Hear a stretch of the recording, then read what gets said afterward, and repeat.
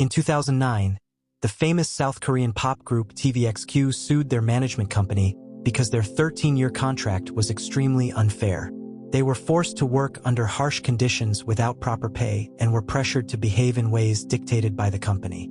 This issue gained more attention in 2019 when two female K-pop idols tragically took their own lives. Despite the glamorous image these young artists project on stage, behind the scenes, they endure brutal treatment.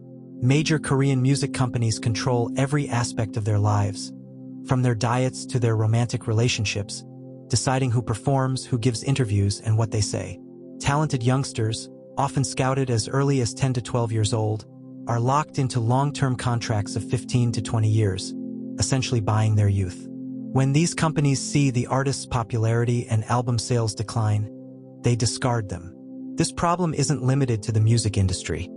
It extends to modeling, fashion, acting, and even corporate life. Noam Chomsky, the philosopher and father of modern psychology, says that while slaves of the past knew they were enslaved, modern slaves are so consumed by consumerism that they don't even realize the invisible chains binding them. Today's world enforces human bondage in a different way. While it may seem like we are free to do as we please, this freedom lasts only as long as we can afford our living expenses.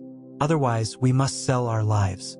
Niccolò Machiavelli, in his famous book The Prince, states that people can be deprived of their freedom as long as they believe they have more security and comfort in bondage. Machiavelli, who worked in political philosophy, is infamous for his ruthless advice, so much so that his name is now associated with toxic narcissism and amorality in psychology. Let's explore the 5 main pillars of modern slavery according to Chomsky and examine Machiavelli's sinister ideas to ensure no one remains deceived. I'm Syed Poor, and welcome to a new video from the Power of Speech channel. The first and most significant chain of modern slavery is debt, which is presented in a beautiful and appealing way. Debt is a fundamental part of the financial system and is even natural. Countries owe each other. However, what makes it terrifying is how people are encouraged to take on debt. As Thomas Jefferson said, "A person in debt is a slave." Today's world, fueled by consumerism, creates debt, encouraging people to work more to spend more, often on things they don't even need. This cycle ensures we remain perpetually indebted, while others profit. Machiavelli warned that systemic fear is created through this cycle of debt, trapping people.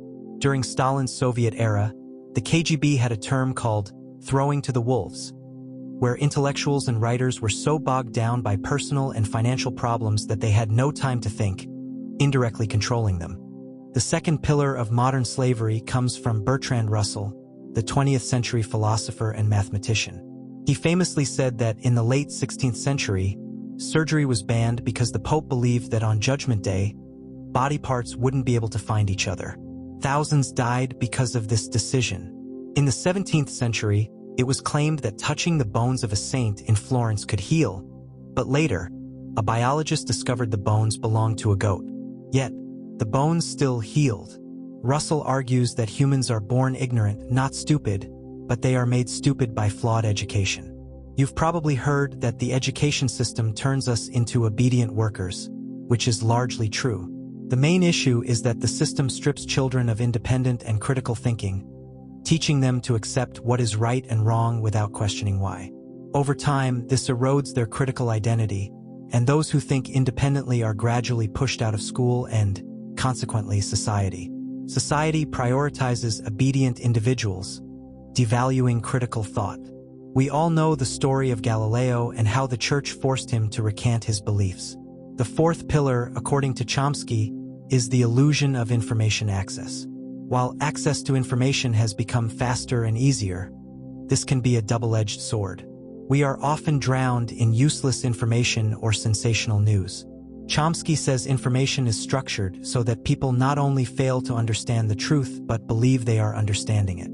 The bombardment of information on social media creates trends, and without realizing it, we are all influenced by them. For example, the myth that humans use only 10% of their brains, which was later debunked, became so popular that a movie was made about it. Who benefits from this? Those selling dubious packages and courses promising to unlock the remaining 90% of the brain. Another example is the water memory experiment, which was later exposed as a scam by a Japanese fraudster who made millions. The sad truth is that we prefer to hear what we like, not what is true, making us vulnerable to such exploitation. The fourth chain, according to Chomsky, is distraction. Modern slavery keeps people so preoccupied that they never think about real issues. When we look around, we see this is true. For instance, when someone kills a friend over whether Messi or Ronaldo is better, it's clear that what was once entertainment has become something far more controlling. Celebrities, endless social media challenges, propaganda, and more keep us distracted. Machiavelli cynically emphasized the need to keep people occupied with various entertainments, whether through instant pleasures that release dopamine or by trapping them in sadness, as Nietzsche warned. Sadness doesn't allow for deep thinking, so keeping people in sorrow makes them easier to control. This tactic dates back to ancient Rome, where emperors held gladiatorial games and free festivals to distract people from real problems.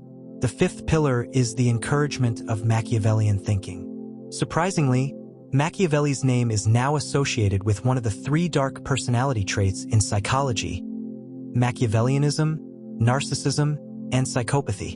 We'll explore the other 2 in another video, but Machiavellianism is characterized by the belief that the end justifies the means. These individuals will do anything, no matter how unethical, to achieve their goals.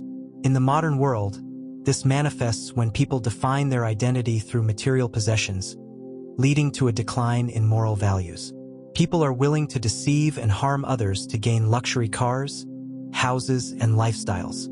Machiavellian individuals are highly self-centered, and this extreme individualism erodes empathy and mutual support. Interestingly, a study in the Journal of Consumer Research found that people who define themselves through their possessions are more vulnerable to financial failures, trapping them in a cycle of debt, false needs, and more debt. Let's briefly touch on the traits of Machiavellian personalities. They feel no guilt or empathy when harming others. B. They focus on the benefits, not the morality of their actions. C. They distrust everyone, assuming others are as opportunistic as they are. D. They are highly charismatic, making it easy for others to trust them. These individuals may succeed in politics, business, or competitive environments, but often struggle in personal relationships and friendships. Do you know anyone with Machiavellian traits? How do they behave? This is the summary and mind map of this video. If you could take a few seconds to leave a comment, it would really help prevent the likes from disappearing.